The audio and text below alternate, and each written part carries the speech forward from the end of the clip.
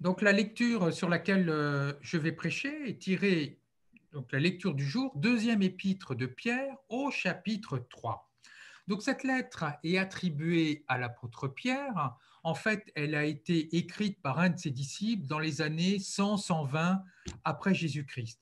La communauté chrétienne n'est plus menacée de l'extérieur par des persécutions, du moins durant cette période-là, mais la communauté chrétienne est menacée de l'intérieur par un certain découragement spirituel. On n'espère plus la venue du Christ.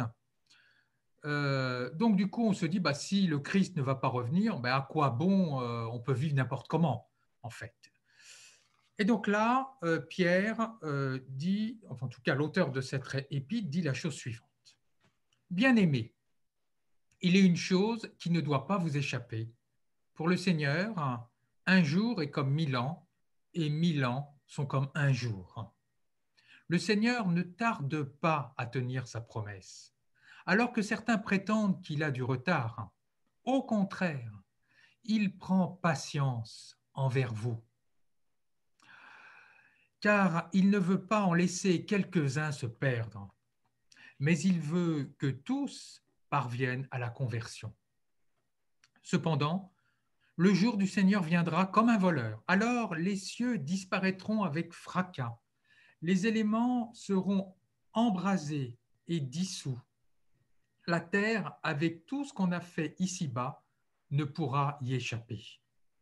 Ainsi, puisque tout cela est en voie de dissolution, voyez quels hommes vous devez être en vivant dans la sainteté et dans la piété. Vous qui attendez, vous qui hâtez l'avènement du jour de Dieu, ce jour où les cieux seront enflammés, seront dissous, où les éléments embrasés seront en fusion. Car ce que nous attendons, selon la promesse du Seigneur, c'est un ciel nouveau, une terre nouvelle où résidera la justice. C'est pourquoi, bien-aimés, en attendant cela, faites tout pour qu'on vous trouve sans tache ni défaut dans la paix. Et dites-vous bien que la longue patience de notre Seigneur, c'est votre salut. Alors, chers amis, les chrétiens à l'époque se demandaient est-ce que le Christ va revenir? Et la réponse de Pierre est clairement oui. Il va revenir et cela a des implications dans notre vie spirituelle. D'abord, première idée que j'aimerais développer, le Christ va revenir. Deux remarques par rapport à cela. Les chrétiens de l'époque qui reçoivent cet épître sont 70 ans après la mort du Christ. Et ils se disent, bah, vu que ça fait 70 ans que le Christ est mort, il n'est pas revenu, il ne reviendra jamais.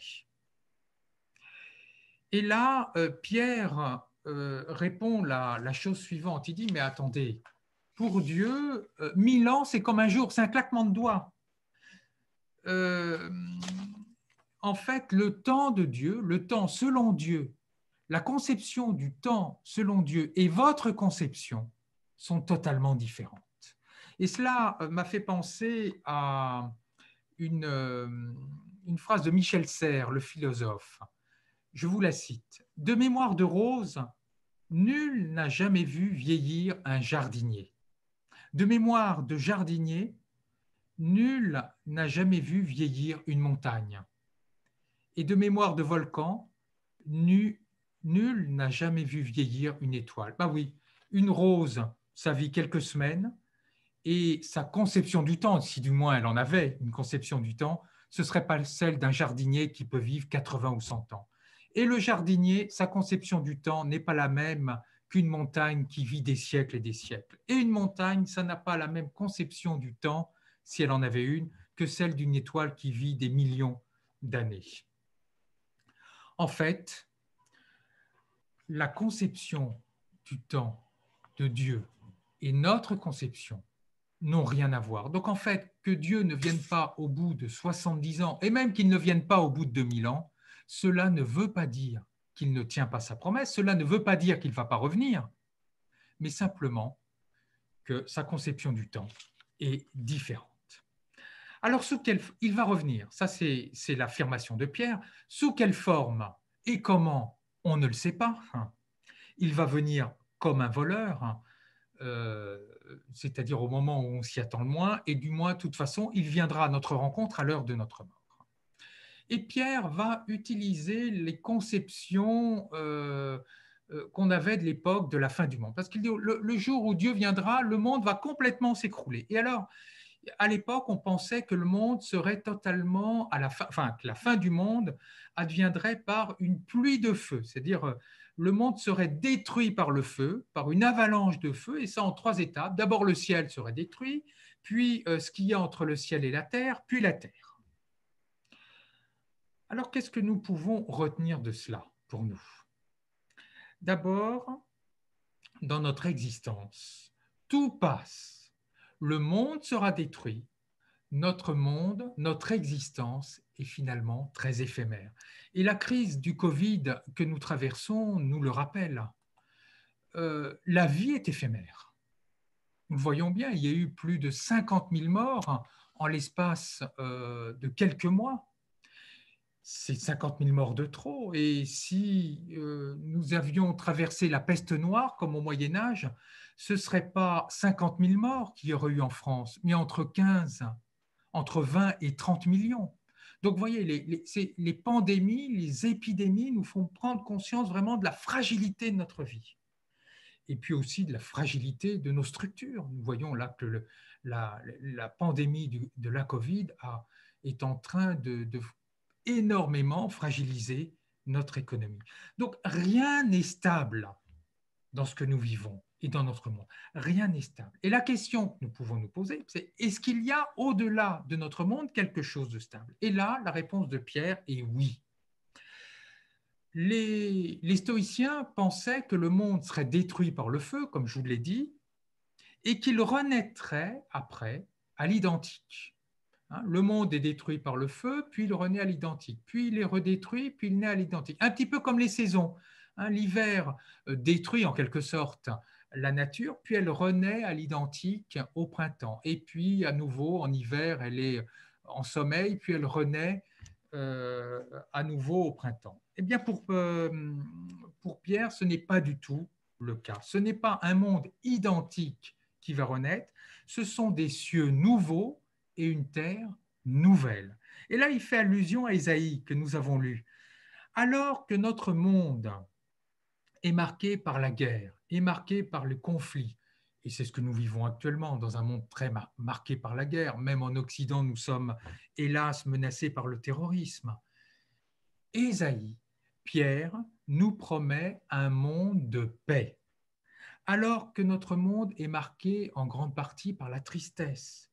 Et hélas, l'épidémie de la Covid montre une grande hausse des dépressions. Chez les jeunes, j'ai lu, chez les étudiants, 30% de dépression. Eh bien, le monde inauguré par le Christ, qui sera donné par le Christ lors de sa venue, sera un monde de joie, nous rappelle Ésaïe. Alors que notre monde est marqué par la mort, ce sera un monde de vie. Alors que notre monde est marqué par la disharmonie, ce sera, nous dit Pierre, un monde marqué par la justice, c'est-à-dire un monde marqué par la volonté de Dieu, et la volonté de Dieu, c'est l'amour. Donc c'est la première idée que nous pouvons retenir. Notre monde est appelé à disparaître, il est éphémère, mais un monde nouveau, inauguré par le Christ, est appelé à venir, un monde marqué par la paix, par la vie, par l'amour. Comment se préparer à ce monde? C'est la deuxième idée que j'aimerais développer avec vous. 2 remarques. Pierre dit à ses interlocuteurs, vous êtes très impatients que le Christ revienne. Mais en fait, vous ne devriez pas être impatients, parce que c'est Dieu qui est patient envers vous. Il vous laisse du temps pour vous préparer à sa venue. Il y a une légende juive qui dit la chose suivante. Cette légende dit qu'après qu'Adam ait été chassé du paradis, il aurait vécu 1000 ans. Et pourquoi est-ce qu'il aurait vécu tant de temps, 1000 ans? C'est, nous dit la légende, pour qu'il ait le temps de se convertir, de s'amender de l'erreur qu'il a faite en mangeant le fruit défendu. Eh bien, il en est de même pour nous. Dieu nous laisse du temps, nous dit Pierre, pour que nous puissions nous convertir, c'est-à-dire nous préparer à la venue de ce monde nouveau qui va venir avec le Christ. Et ce de deux façons. Par la sainteté et la piété, nous dit Pierre. La sainteté, il n'est pas tant question de perfection morale, mais de se consacrer. Être saint, c'est vraiment se consacrer à Dieu, se consacrer par la piété, c'est-à-dire par la prière, la méditation, la lecture des Saintes Écritures. C'est prendre conscience que notre vie n'est pas simplement une vie biologique qui de toute façon disparaîtra et tombera vers la ruine, mais que notre vie est aussi une vie spirituelle qui dépasse simplement la dimension matérielle. Développer notre vie spirituelle par la piété et par la sainteté. Et puis aussi, nous dit Pierre, d'être sans tache ni défaut. On pourrait traduire ça autrement, vivre notre vie d'humain au mieux sur le plan éthique. Un mystique que j'aime beaucoup du Moyen-Âge, Thomas à Kempis, nous dit « Fais ce qui est en toi et Dieu viendra à la rencontre de ta bonne volonté. » Nous faisons du mieux que nous pouvons avec notre bonne volonté pour vivre notre vie au mieux sur le plan éthique, et puis Dieu fait le reste. Donc nous préparer à la venue du Seigneur par la piété et par une vie éthique au mieux. Et Pierre va même rajouter autre chose. Il nous dit, il ne s'agit pas simplement de se préparer, mais de hâter la venue de Dieu, d'accélérer la venue de Dieu. Comment comprendre cela? En fait, notre monde, par sa disharmonie, par sa tristesse, par la mort, est comme un désert hostile. Et la venue de Dieu, par la paix, la joie, inaugurera un monde, un paradis qui sera comme verdoyant, en quelque sorte. Là, c'est des images que je prends. Ce à quoi nous invite Pierre, c'est de bâtir dans ce monde désertique, dans ce monde hostile, des oasis où il fait bon vivre. Et puisque le royaume de Dieu sera un monde de paix, un monde de joie, nous rappelle Ésaïe, eh bien c'est à nous de cultiver en nous-mêmes la joie, la paix, l'harmonie, et dans nos communautés, de bâtir la joie et l'harmonie. Ainsi, en cultivant la joie, la paix dans nos communautés, nous montrons aux autres ce qu'est une vie spirituelle, mais nous expérimentons nous-mêmes déjà ce que sera le royaume de Dieu plus tard. En expérimentant, en étant dans la joie, eh bien, nous goûtons ici et maintenant ce que nous vivrons pleinement avec Dieu. Alors vous pourrez me dire, mais oui, mais alors il faut se forcer à être dans la joie. Alors en fait, non. Il ne s'agit pas d'être comme certains représentants commerciaux qui, quand ils frappent à votre porte, s'obligent à être souriants, même s'ils n'ont pas envie de sourire. Ce n'est pas cela. Quand un amoureux part à la rencontre de son amoureuse, un jeune amoureux va à la rencontre de son amoureuse ou inversement, il est dans la joie quand il est avec elle, mais il ne se force pas à être dans la joie. Simplement, le fait d'être dans la présence, d'être avec son amoureuse, eh bien, cela le rend joyeux. Eh bien, nous de même, quand nous prenons conscience de la présence de Dieu en nous et autour de nous, nous devrions être dans la joie. Donc, c'est la deuxième idée.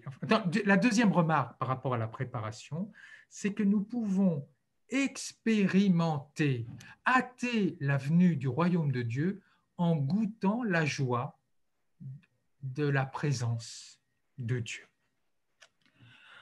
Alors, pour conclure, il y aurait eu beaucoup d'autres choses à dire. Vous remarquez que Pierre parle du jour de Dieu et du jour du Seigneur. Le jour de Dieu, c'est le jour où Dieu va venir. Et le jour du Seigneur, c'est le jour où le Christ va venir. Pour lui, c'est exactement la même chose. Vous voyez que déjà, dès la fin du 1er siècle, le Christ est vraiment perçu comme Dieu. Bon, mais ça nécessiterait un développement, je ne vais pas m'appesantir. En tout cas, retenons deux idées essentielles.